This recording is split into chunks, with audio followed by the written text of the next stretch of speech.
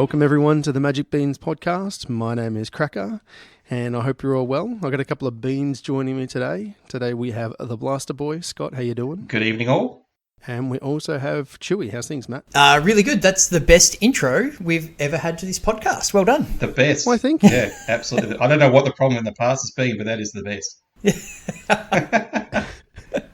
So, obviously, Shorty isn't with us today. He's had a new little bubba. So congratulations to Shorty and Kat. Congrats, I got guys. some big shoes to fill. Well, little shoes. Not big shoes. They're shoes, but you know, we'll do our best to carry on without him and see if we can still have a good time. So we've got a few topics we'd like to cover off tonight.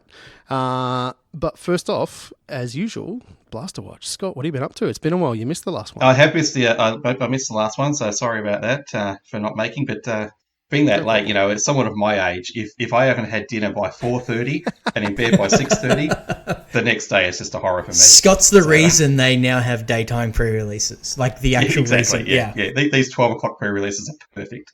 But yeah, apart from that, I've been good. I went to PAX, would have been a couple of weeks ago now, and had a great time there. Got to meet a few people from within my gaming community, not so much Magic, but just my guild members and things like that. We went out for dinner. But there wasn't really much of a wizard presence this time round, and there hasn't been for a couple of years now. I think about 2-3 years ago, there was a huge presence. There was big tournaments on. They were doing learn to play type sessions for everyone. They had a huge area out the back where the big tabletop section is set up. So anyone that's been to PAX before will probably know what I'm talking about there. But I don't really know why these last few years they haven't.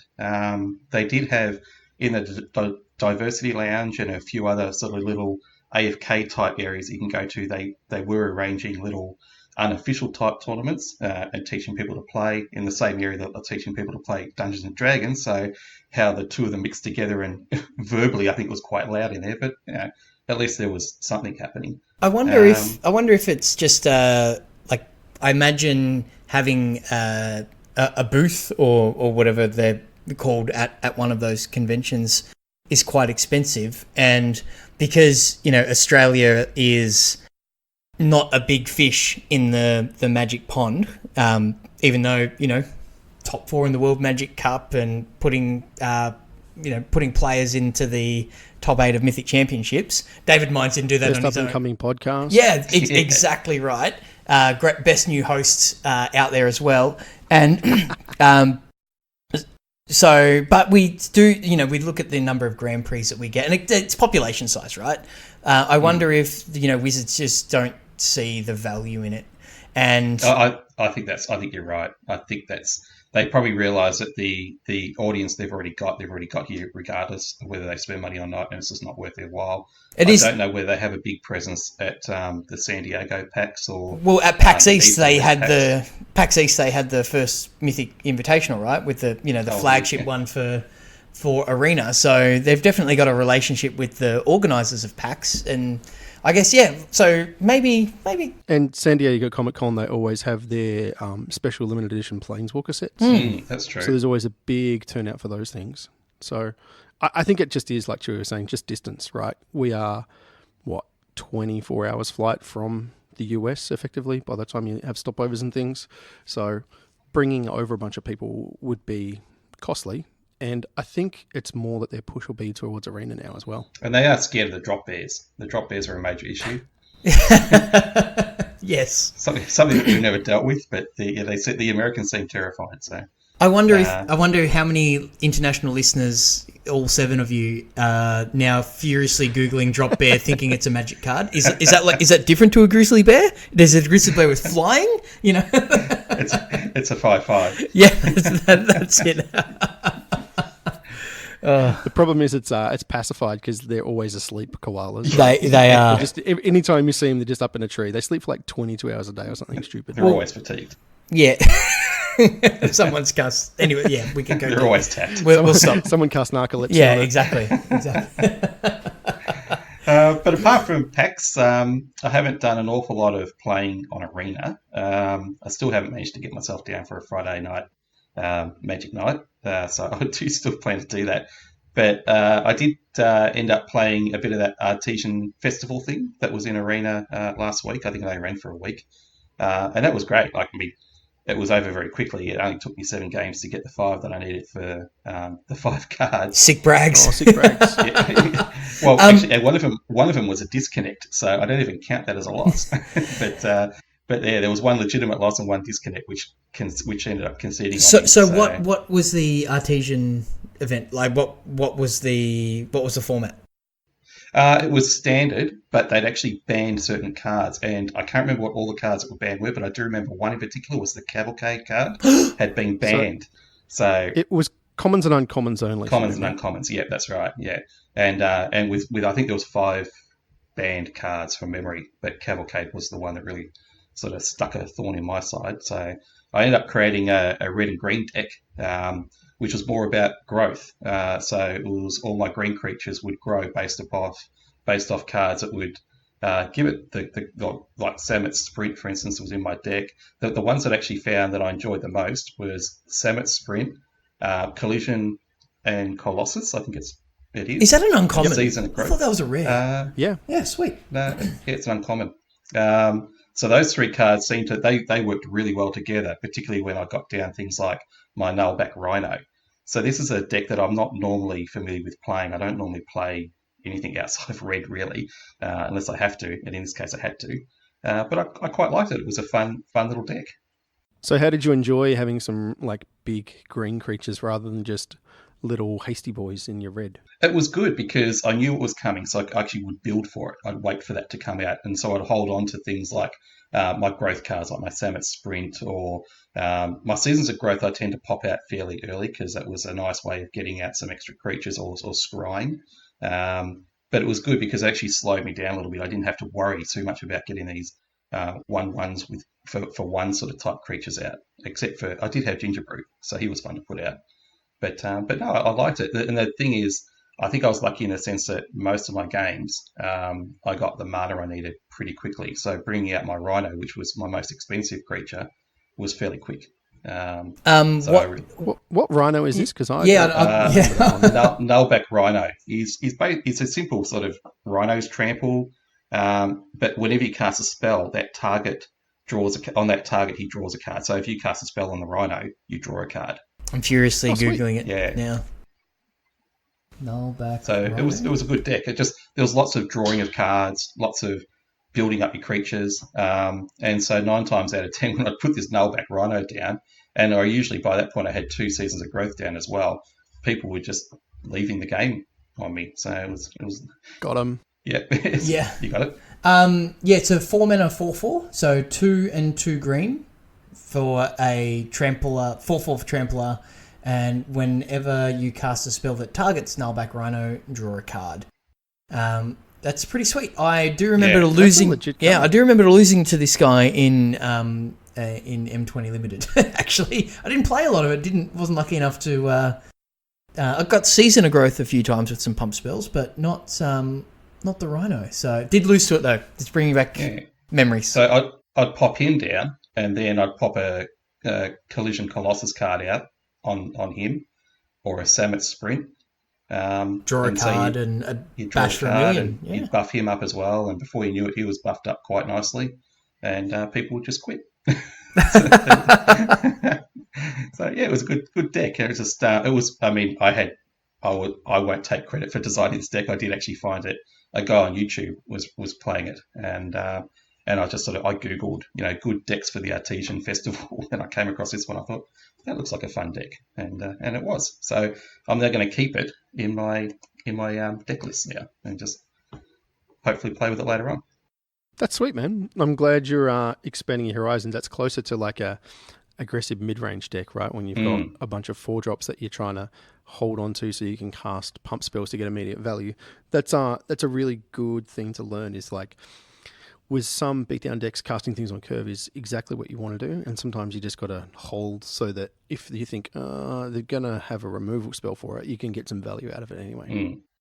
Is it only when you target it as well, or is if someone tries to like shock it after damage? I think it's only when you target it. I didn't have anyone actually target it. Well, my opponent didn't, so I don't. Yeah, it says don't know whenever for you sure. cast a spell that targets it. Yeah, I think it's whenever you do. Okay, fair enough. Yeah, but you've got plenty of spell cards in your, plenty of instances in your deck anyway to be able to do that, as well as buff him up at the same time. So it works well.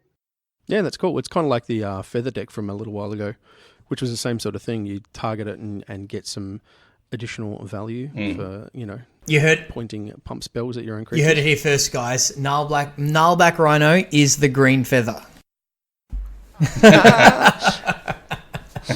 Maybe not. I mean, it draws a card. Yeah. It's almost like you're bringing your spells back. Not quite. Anyway. So, Chewy. Yeah. You had a delivery this week, mate, which confused our co-host here today. It did. I had to Google it. And what did you find, Scott? Tell us what Chewy got. I found out it was a very old deck or a very old pack of cards.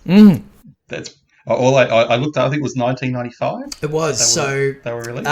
It was a Chronicles booster pack, which was released in '95. It's got some Commander All Stars such as Ashnod's Altar, and the original Nicol Bolas is in that set.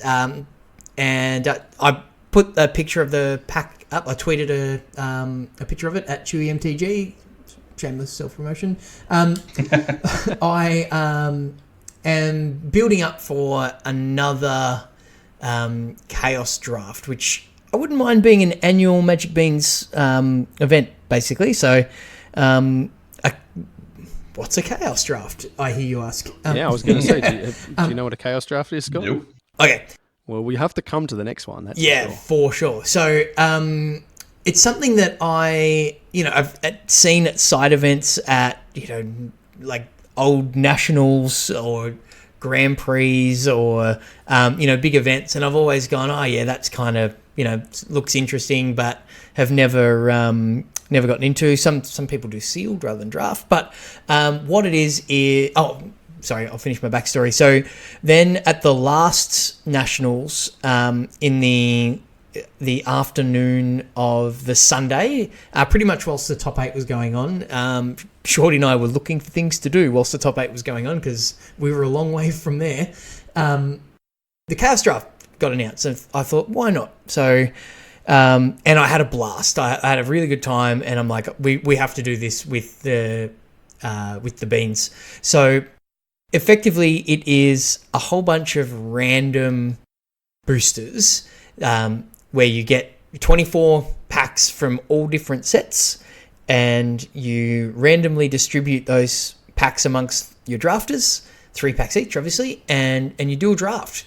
So you have sets that are not intended to be played together, and you might have something from, I'll have a Throne of Eldraine pack or 3 in the set alongside the Chronicles booster from '95. So getting the full spectrum of Magic sets, and you're playing these cards that you even though you don't necessarily get the synergies that you get from within the sets at all. Not even close. Well, it's funny, you do sometimes get like cross-set synergies, and you're like, oh, this thing works well with this thing. And you tend to draft archetypes rather than synergies, right?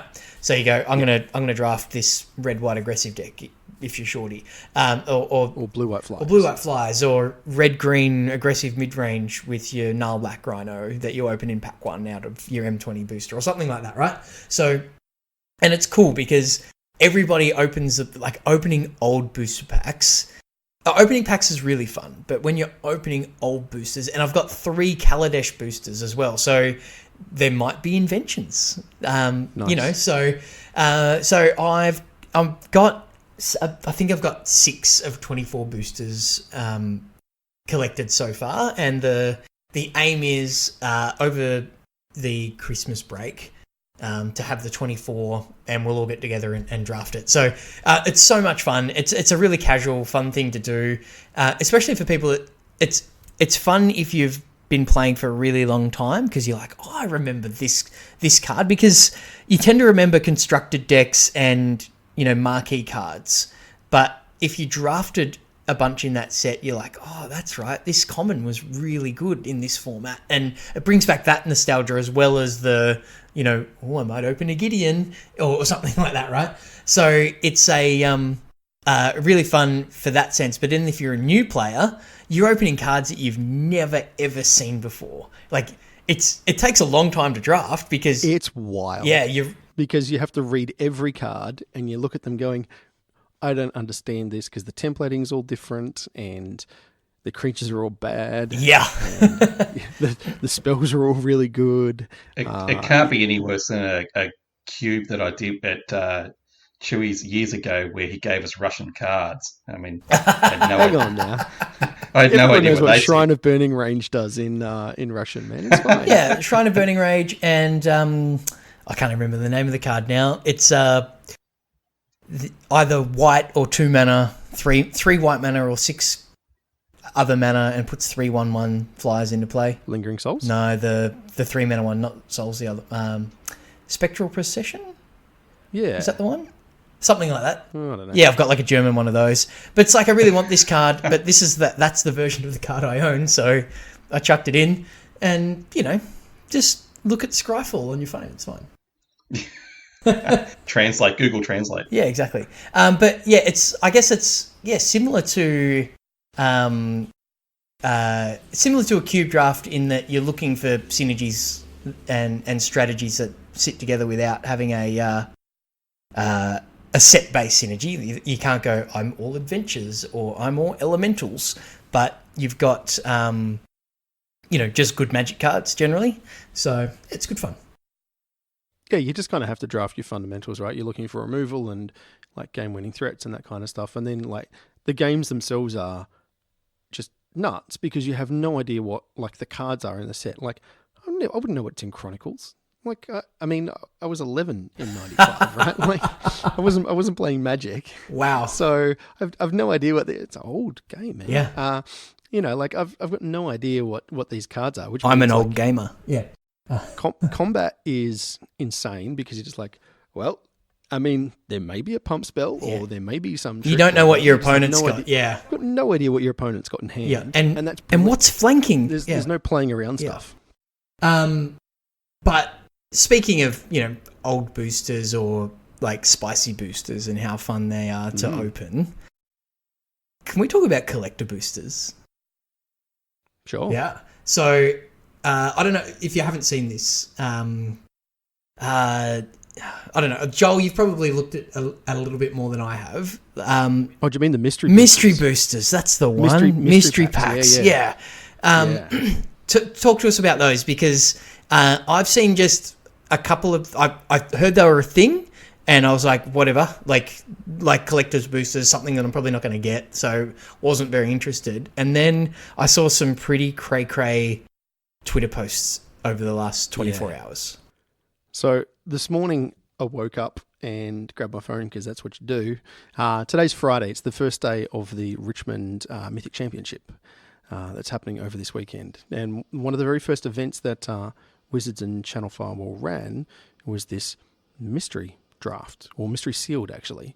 And people just had no idea what it was. So Wizards have been tweeting out pictures of these mystery packs for weeks and hyping it all up, and everyone's just like, I have no idea what's going on. There was no cards spoiled at all, which is amazing for Wizards because there are always cards spoiled. And so I actually caught the Channel Fireball stream.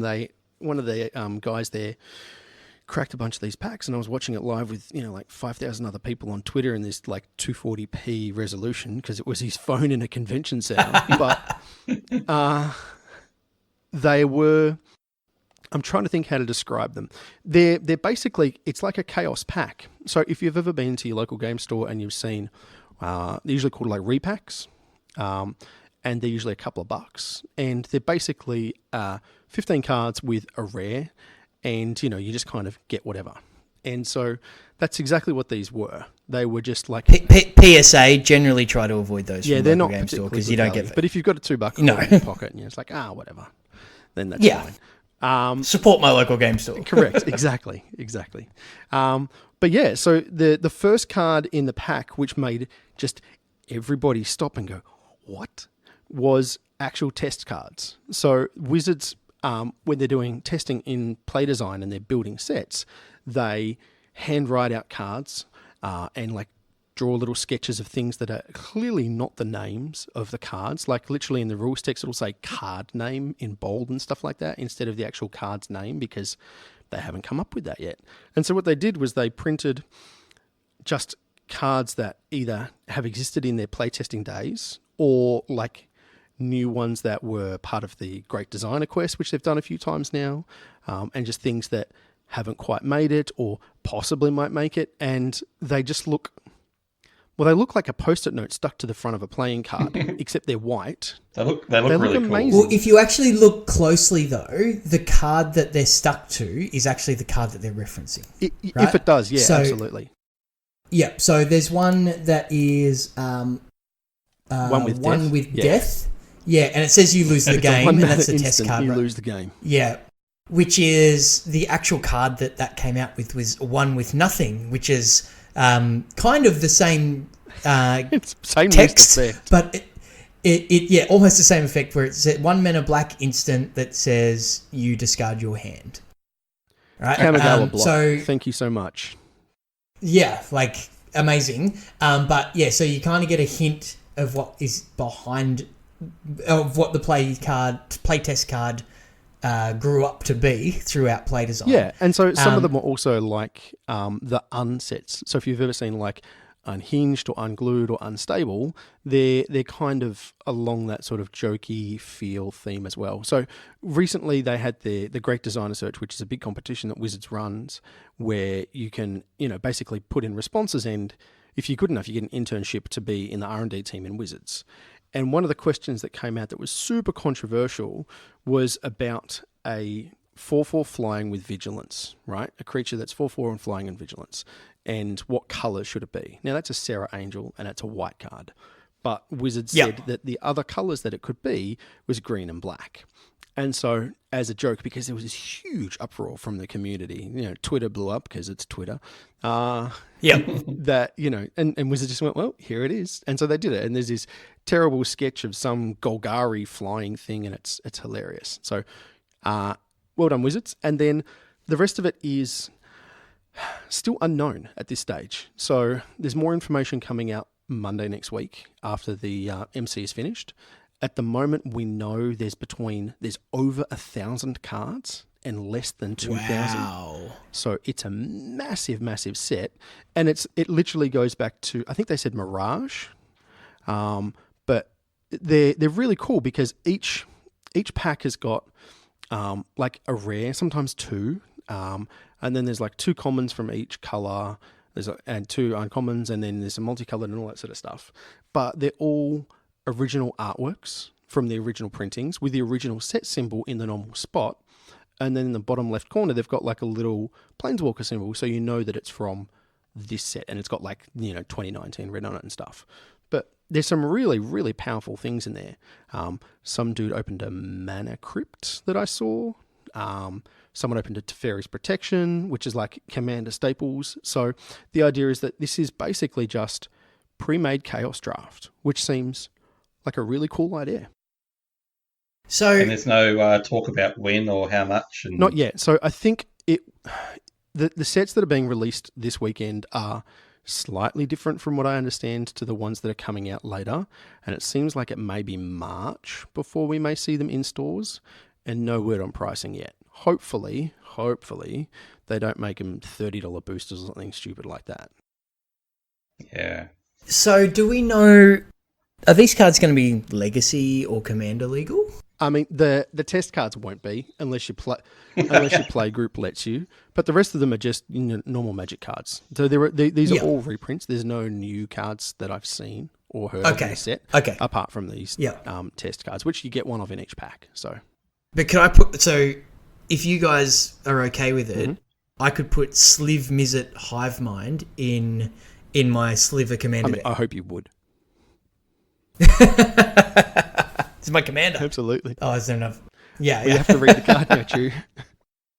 Slivers you control. Oh, so 6 mana, blue, red, and 2 for legendary creature Dragon Sliver for a 4/4.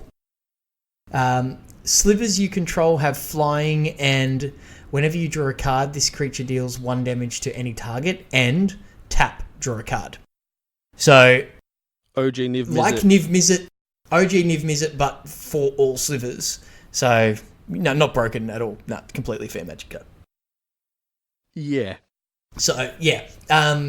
I have a soft spot for Niv Mizzet. So, yeah, the idea that I have a whole deck full of Niv Mizzets is pretty appealing. Pretty great. But it's pretty cool. Like, it's we've seen really good trailers. We've seen actual esports. Whoever is running the marketing for Wizards at the moment has really stepped up the game. It's they're doing a much better job than they've ever done before. So well done. Keep at it, because we're all enjoying it. Yeah. I want to know why there's a mathematical equation at the bottom of that card. Oh, okay. So the original Niv Mizzet had a very similar looking equation, and when you actually turned it 90 degrees, like it says to do at the end, it said Niv Mizzet equals 1.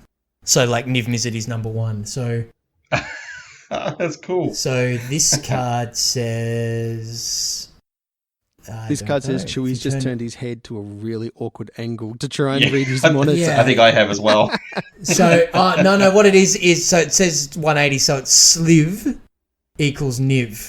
There you go. Sliv equals Niv. Yeah, there you go. Very cool. Crack the code. Never. I'm smarter than I You heard look. it here first. I don't know if you're right or wrong. I'm just going to assume you are. No, I'm totally You're going to right. assume he's wrong or right? You didn't say. I'm going to assume he's right. Okay. Right. I'll If it take was it. Shorty, though, it would definitely be wrong. Definitely. That'd be wrong. absolutely. Yeah. So speaking of Shorty, Joel, are you wearing a bow tie? I am not wearing a bow tie. Because there was a rumor in our Discord, and I think I really need to address this, because the person at the center of the rumor would neither confirm nor deny whether this was actually true. So the rumor is that Shorty wears a bow tie when he's hosting the Magic Beans. Yep.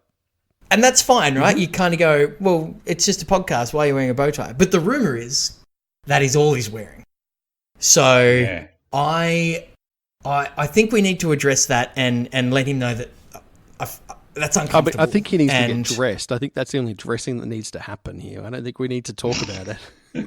No, he needs to match it with some suspenders and maybe some cufflinks. And a fez.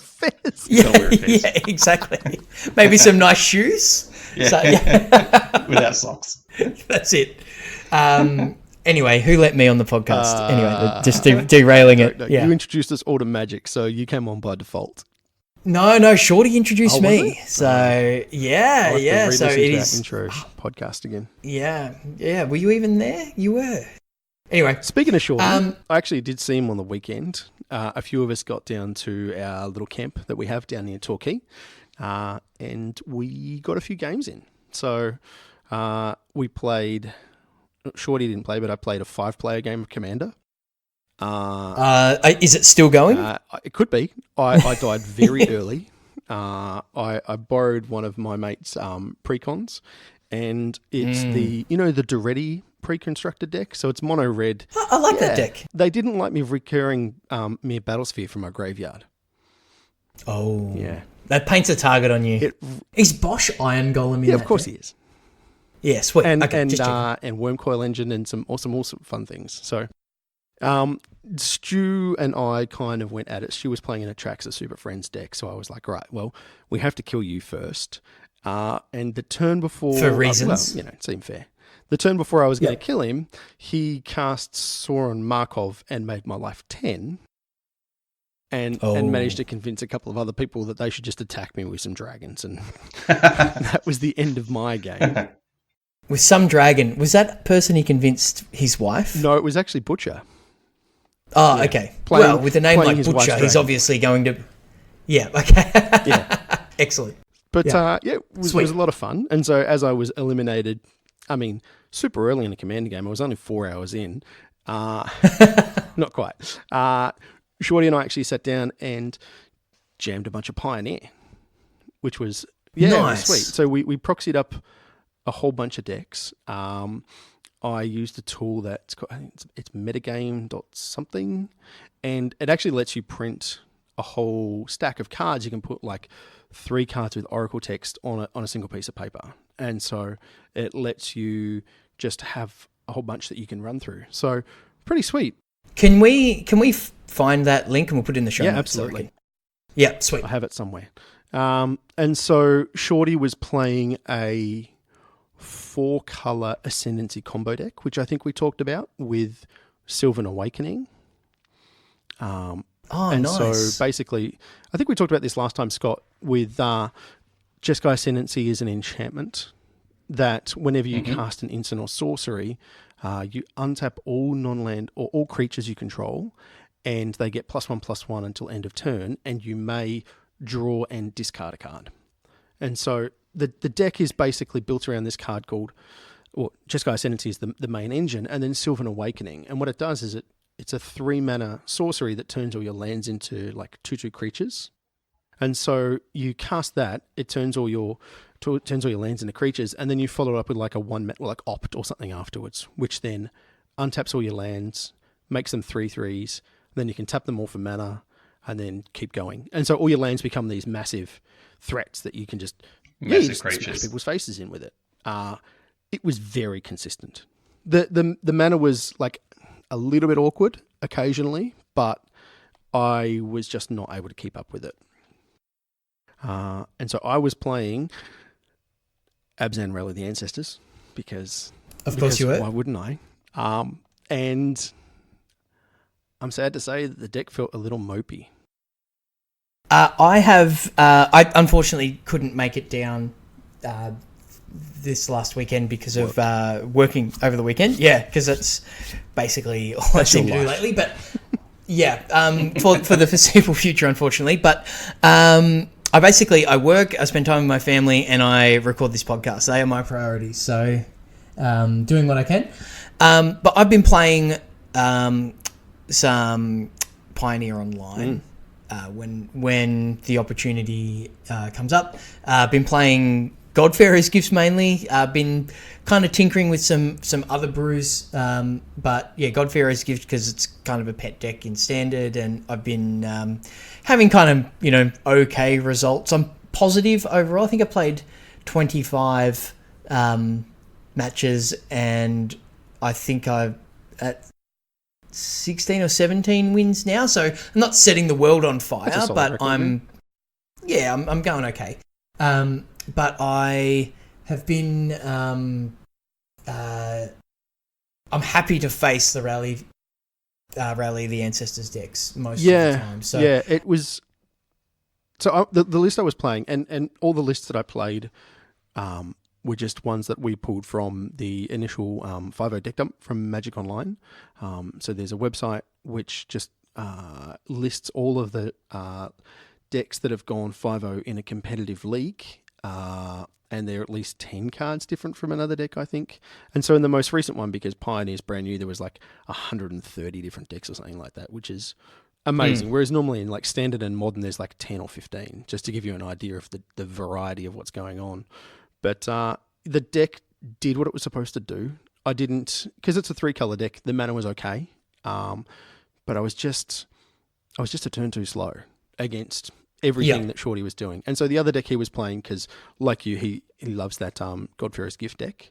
And so he was messing around with one of those. And I was just always like a turn behind or 2 turns behind. And so I'd cast a bunch of like Elvish Visionaries and, like these... like Zulaport Cutthroats and things like that. And I would have like a collected company in hand and ready to go off, or ready to kind of rally back everything, but I was just dead. What do you think the deck was missing? Was it a turn of speed or some disruption? Like, what do you think it was? Both. So it has no main deck interaction at all. It was purely looking to just combo off faster. And I just couldn't beat the Ascendancy deck. It was just a turn too quick every time, basically. Because it's a turn probably 5 or 6 deck in reality, to actually kind of... And it's got a pretty anemic beatdown plan. It's terrible. Yeah. And so, like, I managed to, attack with, like, Murderous Riders and things a couple of times, which are 3/2s, which is okay, but then Shorty would be like, I have a 6/6 flying life-linking angel. What you going to do about it? I'm like, well, I'm going to die to it is what I'm going to do to it. You're going to do nothing. Yeah. There's no hard removal. The deck wasn't playing Fatal Push. It wasn't playing Thoughtseize or Abrupt Decay or, like, any of these things. And if I was going to try, you could put more effort in, but the problem when you're playing a collected company deck is you need a real critical mass of creatures that cost 3 or less, so that when you cast your collected, you need those effects to be creatures, right? Absolutely. And that's like Murderous Rider is okay, but what you want is a if you want to, and when the format settles down, like, do you want, like, some kind of, and I don't even know if this exists in Pioneer, but a Tidehollow Sculler Mesmeric Fiend effect where it's a creature that looks at their hand. What's the pirate? No, the human? What's his name? Yeah, Kitesail Freebooter, maybe. But then if you're trying to sacrifice your things, you sacrifice it, they get their card back. Like, it's a bit of tension there. But if you're looking for disruption, that also fits in your game plan. Maybe that works. But maybe you just play Thoughtseize. I don't know. Yeah, maybe. I don't know. It definitely felt like there was that whole disruption side missing, which was, fine. It was, you could see how it can win. And if you weren't playing against other linear combo decks, then you'd probably be okay. Like, if you're playing against something that's like the Salto Control list that's been going around, right? The green, black, blue, which is trying to do just really disruptive things, and then we like Tasigur and some bigger game threats later on. If all they're doing is pulling creatures out of your hand or, abrupt decaying them and things, then you can probably set up those combo turns fairly well. It seems well positioned against a deck that's trying to just one for one. Yeah, absolutely. Yeah. Whereas if you're playing against something that's just trying to go either way bigger or way faster, then it just kind of, it fits in that awkward kind of not powerful enough, because all your creatures individually are pretty rubbish. And if your synergy's a little slow, then it just doesn't quite get there. But I still had fun playing it. And it was good to kind of just go, all right, well, maybe that isn't actually as good as I had hoped. When we first started thinking about Pioneer, I was like, oh man, I want to do this. Like, this seems like a really fun, powerful thing to do, and I'm not so sure. But I did. And that's what's really fun about the format is the unknowns, right? Like, that's, really cool. So a couple of other things I played. One of them was mono green, and let me tell you, turn for Ulamog, pretty good. Just like modern. Yeah, exactly. So Scott, so Ulamog. with the list you... Go. Ulamog the Ceaseless Hunger is a card from a couple of years ago now. It's a 10-mana 10/10 with Indestructible, and when you cast it, you exile 2 permanents. So when you cast it, so even if someone has a counterspell for it, you still get the cast trigger. And so the deck was playing Leyline of Abundance, which we'll talk about in a second. Llanowar Elves, Elvish Mystic, Nissa, and Nykthos, and it was just nuts. You just played turn 1 Elf, turn 2 Elf, turn 3 Nissa, turn 4 whatever you wanted. And that was out. All the big things. That was without Leyline in play. I think I've actually played against decks like that before.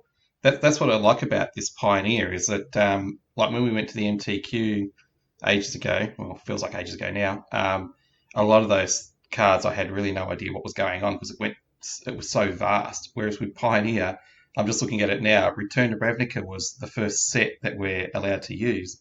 That was the set that got me back into Magic. So I've actually got all these sets. Oh, that's fantastic. Well, I mean, have a look at some of the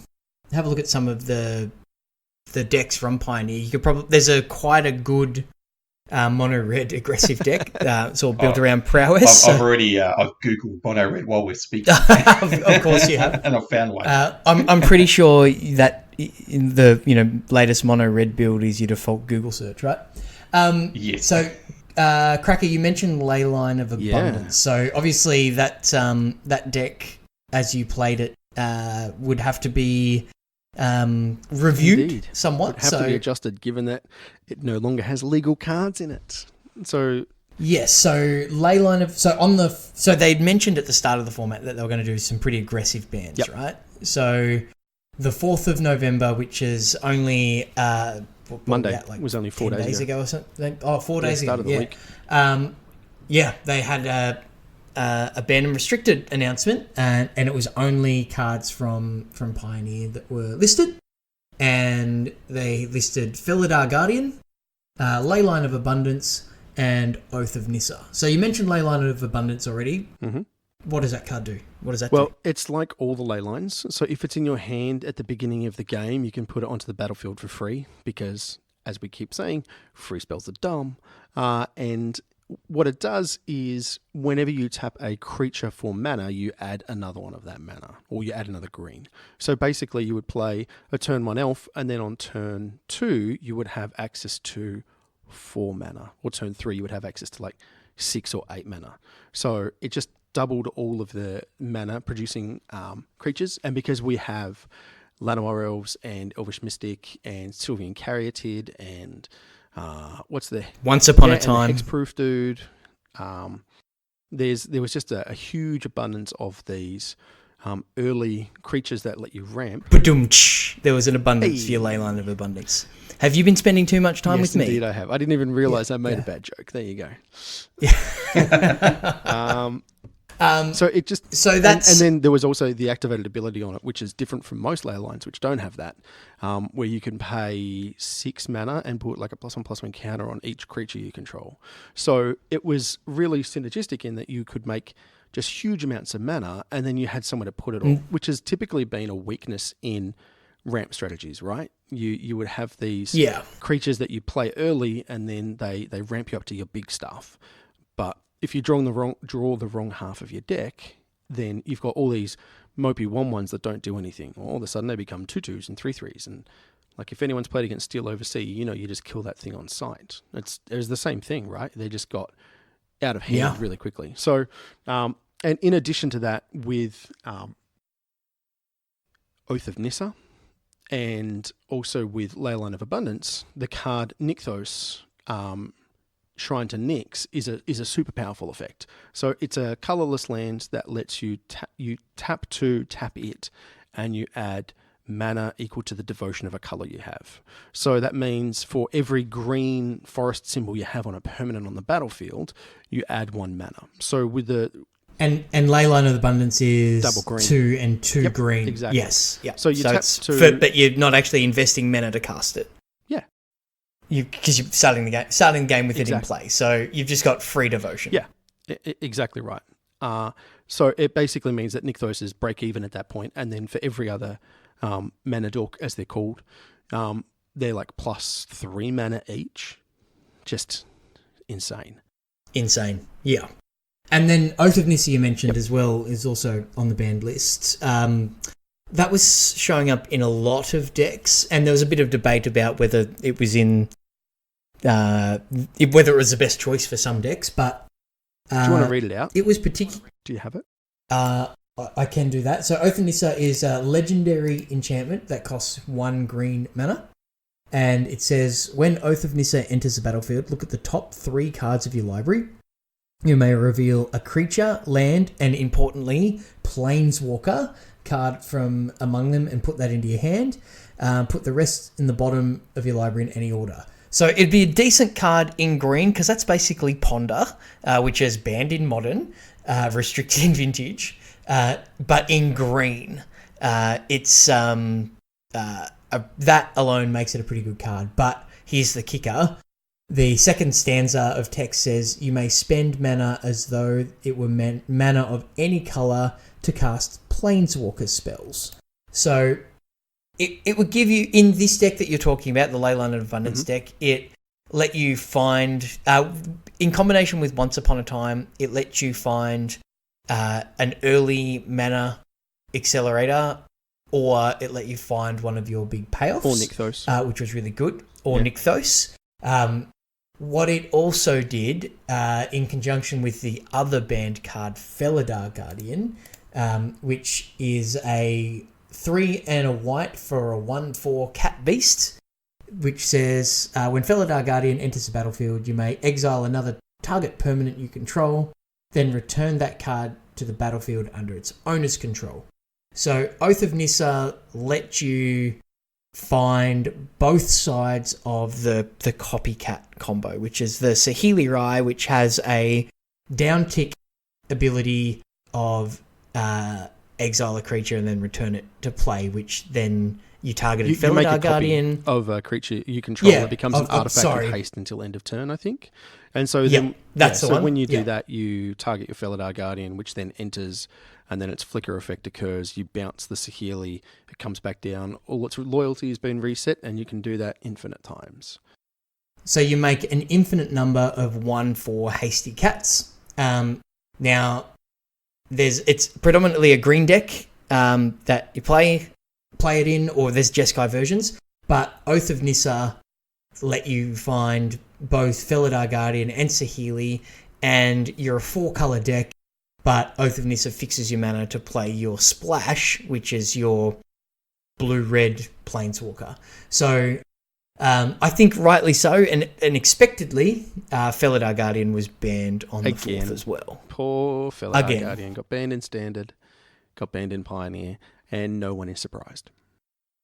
No, and I think it's good because, and as I said in the announcement, it's a format that you can interact with, but it causes the whole format to be able to interact in a certain way and forces people to have that card. And when it's a format that is predominantly played on Magic Online, to be able to win with that many clicks is also super annoying for both parties involved. And it means that, there's all of these amazing decks that you could be playing that are super sweet and potentially really powerful, but Felidar Guardian just puts a cap on what decks are viable to be explored. So I think they did the right thing by banning it early. So, especially with cards like Once Upon a Time that help you find it, it's gotten so much better. I absolutely agree, and it means that you've put a time frame on the format, right? You now have this turn 4, I win the game combo, and if you don't have a way to interact with, Sahili on turn 3 or Felidar on turn 4, then you just lose. And I don't think that's what they want in this. I think they're hoping it will be closer to Standard than Modern. Modern was supposed to be a turn 4 format. It's now like turn 2.5, turn 3 it's not actually I win the game, but that's what referred to as the critical turn, where if you can't interact meaningfully with your opponent by that stage, they will gain such an overwhelming advantage that they probably win from there. The game's kind of decided, right? Yeah, not always, but the vast majority of the time. And I think they probably want this to be like a turn 5 or 6 format. Unbanned KCI. Yes, so it's... Can't play that in Pioneer anyway. No, that's right. Thanks for pointing that out when the format just got announced. That's good. They want this to be a good format, right? So the aggressive bannings that they've announced, that they will happily ban cards, is a real positive. I'm really happy with that because you don't want the format to kind of peter out because, Oko's everywhere. There's just everything's an elk or whatever. So, they're keeping a really close eye on it. People are really excited by the format. People are actually playing Magic Online again. And exactly. Local game stores are running events. There are new podcasts out specifically talking about Pioneer. It's amazing. It's like, I don't know whether it's, I mentioned the marketing team. I don't know whether they're involved, but, Wizards are trying harder than they've ever tried before, right? So, it's a really, really positive thing. These are good bans. People were expecting Oko Thief of Crowns to be banned. They haven't banned it, and I agree with that. I think that, the Oko decks will kind of balance out and just become like the 50% deck of the format.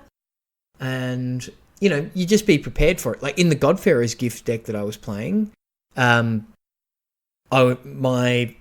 giant thing to reanimate of choice is Ashen Rider. So it's like, oh, you've got an Oko on, you know, 4,000 loyalty that he always has. It's like, well, he's just exiled, and I've got a hasty 4/4, so I'll attack you.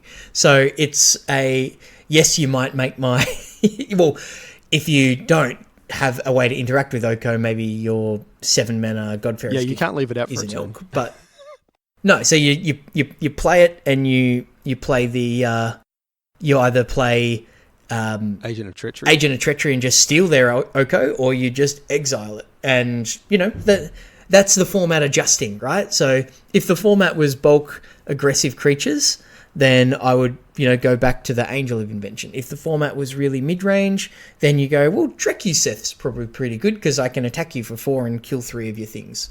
So, you know, the format just needs to adjust and play as you're playing your deck. You just need to have those things in mind. But it's difficult at the moment because the format's so wide, and people are playing things like Assassin's Trophy because it's like, no matter what my opponent... and Thoughtseize, because it's like, no matter what my opponent does, I can interact. And, you know, that means that we've got a turn 5, 6, 7 interactive format, which is what we want, really. Like, as Magic players, like, is that not the perfect sort of format? Well, as long as I'm interacting, you know, games don't go... Right. That's how I prefer my games, where, you know, come on, Scott. Don't tell me that when you cast Collision on your 4/4, they scoop you like, feels good. Scott likes interacting directly with his opponent's life Scott total, likes interacting right? with their face.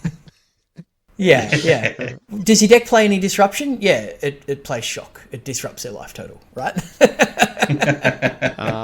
So just one quickly last thing on this ban. I just found the tweet that I was looking for. So Aaron Forsyth, who we've mentioned a couple of times, is like head of R&D at Wizards. And the day after the banner restricted announcement, he said that Devotion trophied 40 times past weekend, which is 10 times more than any other deck, and had a 60.5% non-mirror win percentage, which is insane. And was 62%. And that's why they banned it. 62% versus Cat Combo, which is also completely insane. And Cat Combo trophied 16 times in 2 days and had a 55% win percentage rate. So decks were very, very good. And, you know, they want to encourage freedom and creativity, which we haven't had in a format ever in this kind of environments. So, well, do you know the only time we've ever had that in the time that I've been playing is Commander, and where you could kind of just do what you want. Everyone could just build their Commander. Yeah, but even decks, Commander right? has quite a large band list. It does, because they want to foster that creativity and people playing the cards that they want to play.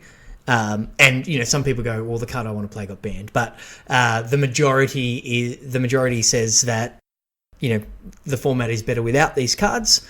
And look how big Commander is. It is the most popular Magic format out there. So what they're trying to do is just get a little pinch of that spice, that part of that recipe for Commander being successful, and apply it to a competitive constructed format. Obviously, they'll never get that Commander success level out of a competitive format, but if they can bring in some of those elements that have made it successful, a part of that being you've got all these cards that you've had lying around and that you enjoyed playing when they were legal in Standard, here's an opportunity to play them again. So for me, I've never bought a pre-constructed Commander deck. I've always built my Commander, and I've got 7 or 8 Commander decks, and I go, cool strategy, I'm going to build that out of my collection, and I get like 80 of the 100 cards out of my collection, and then I buy and then upgrade decks, as you know, the ones that I really enjoy playing. So I have a Muldrotha deck that looks nothing like the original iteration of it, but it's like, cool strategy. I love recurring stuff from my graveyard, and the deck's just kind of developed over time.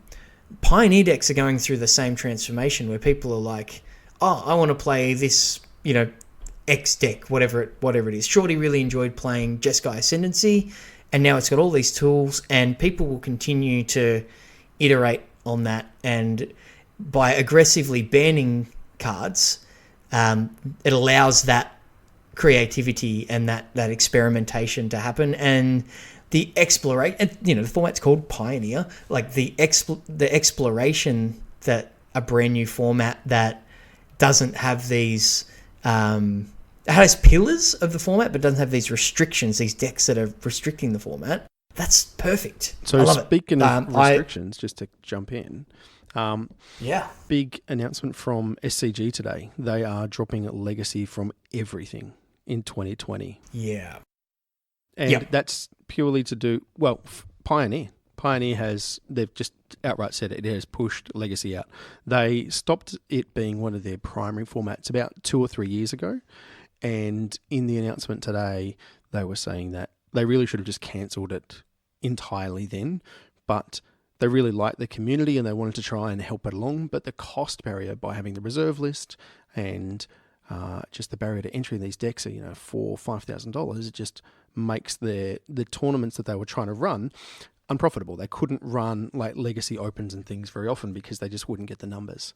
And so now, moving forwards, all their team tournaments are going to be Standard, Pioneer, Modern instead of Standard, Modern, Legacy. So it's kind of what I expected, actually. I kind of always saw this as being not the death of Modern, but the death of Legacy. And I mean, Vintage is already dead. And, it's just one of those things where, decks cost what? Pick a number. You put Black Lotus in there and they're, $100,000 kind of thing, which is just... And that's the reserve list. Absolutely. Doing that. But also, like, it's all... having... Whether there's a reserve list or not, supporting those formats... And SCG is different from Wizards, I guess, but... Wizards turned its back on Legacy and Vintage a very long time ago, but because they don't sell packs. Yep. So, and that's what Wizards are there to do. They're there to sell packs. So, if you can't buy, you can't walk into your local game store and go, "I'll have an alpha pack, please," right? And so the barrier to entry. So I have, to give you some context, Scott. When I first started playing Highlander, which we'll get into on a future cast, I bought a Volcanic Island for $25. That card is now worth probably $700. And if I was going to play a Delver deck in Legacy, I need a number of those and a number of Underground Seas, and then let's not forget Scalding then I Times need for $100 each as well. Exactly. So just the mana base of my deck is well into the thousands. So you can't run a tournament and expect hundreds of people to show up. But if you run a tournament that's Pioneer, then absolutely thousands of people will show up. The first Pioneer Grand Prix numbers are going to be really interesting. That will be insane. So if they will cover that, they have to do video coverage on that one. They need to. Yeah, absolutely. Yeah. Anyway, there is this other format called Standard I've heard of. What? Yeah. It's that thing that no one plays anymore. However, sorry, Scott. Oh, hang on. There's a small group of people playing it this weekend. There is a small group of people playing it this weekend. There is the Mythic Championship Richmond. Is this MC7, 6? I forget. Anyway. 6, I think. Right. Yeah. So that's occurring this weekend, where everyone will be eagerly watching everything turn into elks. And it's just going to be... It will be interesting to see if there is some sweet new tech that comes out of it to beat up on Simic decks, Oko decks, which everyone has talked about for forever because it's kind of like 60% of the metagame or something insane. There are some people that are claiming that the green-white adventure deck hard targets the Oko decks. So it'd be interesting to give that theory the and acid some test. red black As we were sacrifice decks as well is the other one I've heard of that are supposedly positive matchups. But again, who knows? Everyone likes to think that the mana base in that good. deck's so bad. Yeah, that's right. Well, as we record this, coverage starts within a couple of hours, right? So I guess we'll see what comes up.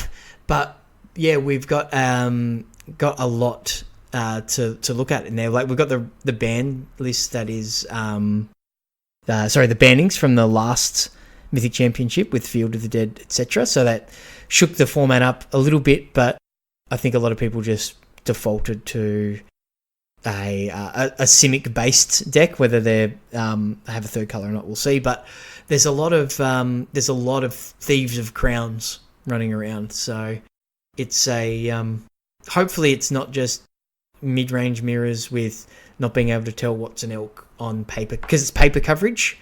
So I am a bit nervous about that, where players may not realise that their creature's an elk and make bad decisions, whereas if it was on Arena, we'd be able to see. But very interested to see that. I'm keen to watch it, and I'm mainly keen to see what non-Oko decks are successful. Look, it's high-level Magic, which is always good to watch.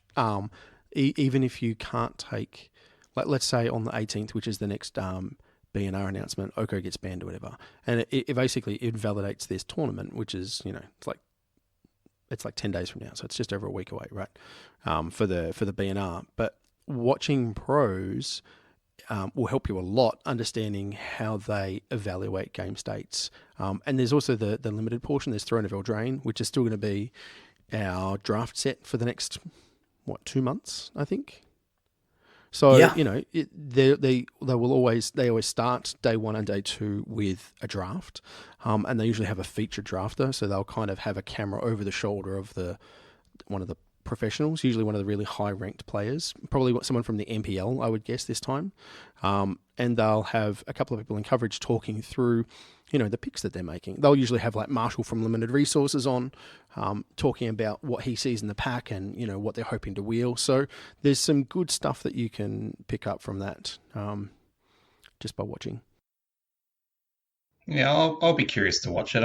I know I like Standard. I'm probably one of a dying breed, I suppose, and I know most people will be playing Modern and now Pioneer, but from a Standard perspective, I'm sort of curious to see how it all goes out. We all come back to Standard eventually. Absolutely. It's just you go, oh, look at this shiny thing over here. I was playing Pioneer is the shiny new toy that we've been given, and it's kind of grabbed everyone's fancy at the moment, particularly because Standard is as it's been for the last few months, right? With Field of the Dead taking over and then Oko taking after that. If you didn't want to play those kind of games, then there wasn't much else for people to... There wasn't much for you. There's just not enough people playing Fires of Invention with the Cavaliers, that's all I've got to say, because that's the best deck. They need to watch your video again then. Maybe I'll do a new one. Yeah. Yeah. So, so that starts now, basically, as we're recording. So we'll do a full wrap-up of the MC on the next episode, I guess. Yep, absolutely. So was there anything else you boys wanted to have a chat about on the way out the door, or are we just about done for this one? I think I'm done. I'm pretty well done. Well done, Joel, for hosting. Thank you. You've kept us to a decent time, and you've done a much better job than our regular hosts. I just have to try and remember. So feel free to get in touch with us. You can email us at magicbeancast@gmail.com. We are Magic Beans Cast on Twitter. If you search Magic Beans on YouTube, you'll find some of Chewy's videos. Scott, your Twitter handle is... at The Real Blaster. Chewy, yours is... at ChewyMTG. And mine is JoelHill _. If you want to tweet at Shorty to give him a hard time, he is at Peace Inc. And please do. We'd appreciate that. I will like your tweet if you do that. Yeah, we'll retweet it so he gets multiple bashings.